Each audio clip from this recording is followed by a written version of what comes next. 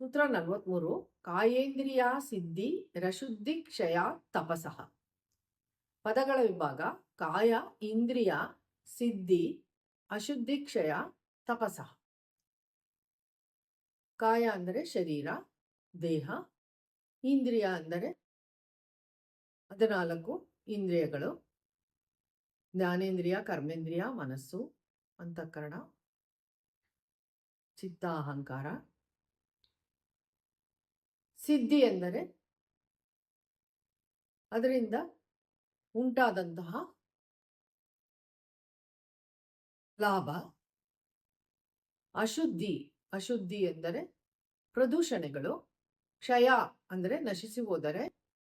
ತಪಸಃ ಪ್ರದೂಷಣೆಗಳನ್ನು ನಾಶ ಮಾಡಲು ಮಾಡುವಂತಹ ಪ್ರಕ್ರಿಯೆ. ಭಾವಾರ್ಥ: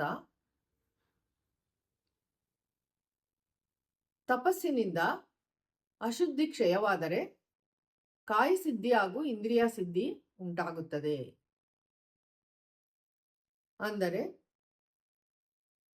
ನಮ್ಮ ಜೀವಾತ್ಮನಲ್ಲಿ ಇರುವಂತಹ ಅಶುದ್ಧಿ ಕ್ಷಯೆಯನ್ನು ತಪಸ್ಸಿನ ಮೂಲಕ ಮಾಡಿಕೊಂಡಾಗ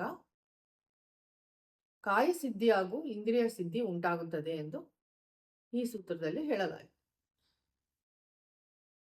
ಸೂತ್ರ 44 ಸ್ವಾಧ್ಯಾಯಾದಿಷ್ಟದೇವತಾ ಸಂಪ್ರಯೋಗ. ಪದಗಳ ವಿಭಾಗ ಸ್ವಾಧ್ಯಾಯಾತ್ ಇಷ್ಟದೇವತಾ ಸಂಪ್ರಯೋಗ. ಸ್ವಾಧ್ಯಾಯ ಎಂದರೆ ದೇಹದ ಶರೀರದ ಅಧ್ಯಯನ, ಪಂಚಕೋಶಗಳ ಅಧ್ಯಯನ ಹಾಗೂ ಅಂತರಾತ್ಮ ಅಧ್ಯಯನ. ಇವುಗಳನ್ನು ಗುರುಮುಖೇನ ಹಾಗೂ ಶ್ರುತಿಗಳ ಮೂಲಕ ಅಧ್ಯಯನ ಮಾಡುವುದು ಸ್ವಾಧ್ಯಾಯ.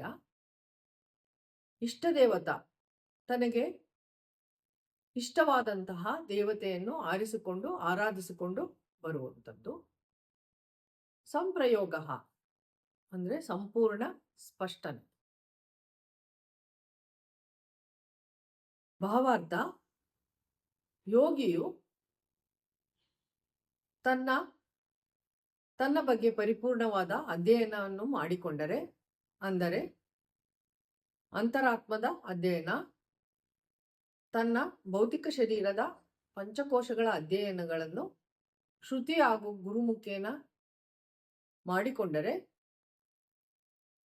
ಅವನ ಅಂತಃಕರಣದಲ್ಲಿ ಆತ್ಮಪ್ರಜ್ಞೆಯು ಉಂಟಾಗಿ ಇಷ್ಟದೇವತೆ ಎಂಬ ಸೀಮಿತತೆಯನ್ನು ಹೊರದೂಡಿಸಿ ಪೂರ್ಣ ಪರಬ್ರಹ್ಮ ತತ್ವವನ್ನು ಅನುಭವಿಸಿಕೊಳ್ಳಬಹುದು ಎಂಬುದು ಈ ಸೂತ್ರದ ಧ್ವನಿಯಾಗಿದೆ.